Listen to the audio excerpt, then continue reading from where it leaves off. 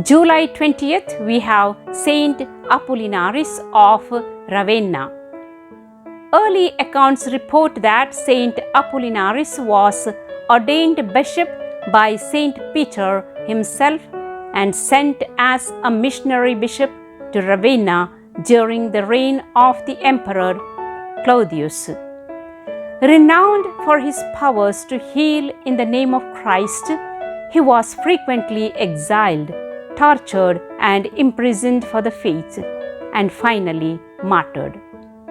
Apollinaris came to Rome from Antioch with the Prince of the Apostles, by whom he was consecrated bishop and sent to Ravenna to preach the gospel of our Lord Jesus Christ. He converted many to the faith of Christ, for which reason he was seized by the priest of the idols and severely beaten. At his prayer, a noble man named Boniface, who had long been dumb, recovered the power of speech, and his daughter was delivered from an unclean spirit. On this account, a fresh agitation was raised against Apollinaris. He was beaten with rods and made to walk barefoot over burning coals. But as the fire did him no injury, he was driven from the city. He lay hidden some time in the house of certain Christians and then went to Aemilia. Here he raised from the dead the daughter of Rufinus, a patrician, whose whole family thereupon believed in Jesus Christ.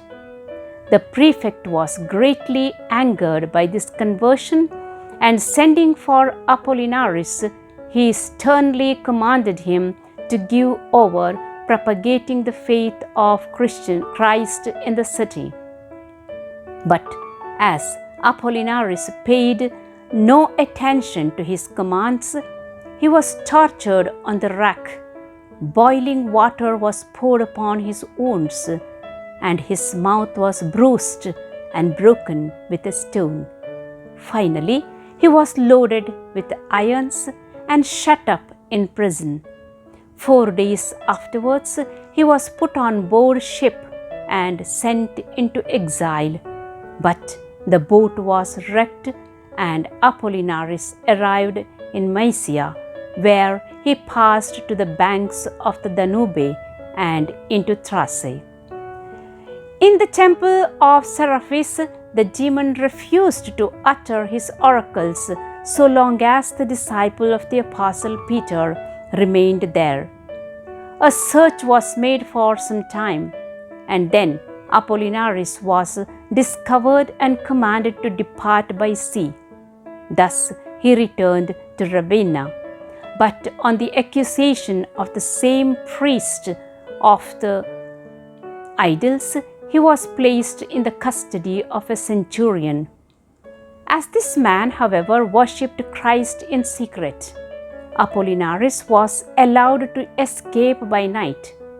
When this became known, he was pursued and overtaken by the guards, who loaded him with blows and left him, as they thought, dead. He was carried away by the Christians, and 7 days after, while exhorting them to constancy in the faith, he passed away from this life, to be crowned with the glory of martyrdom. His body was buried near the city walls.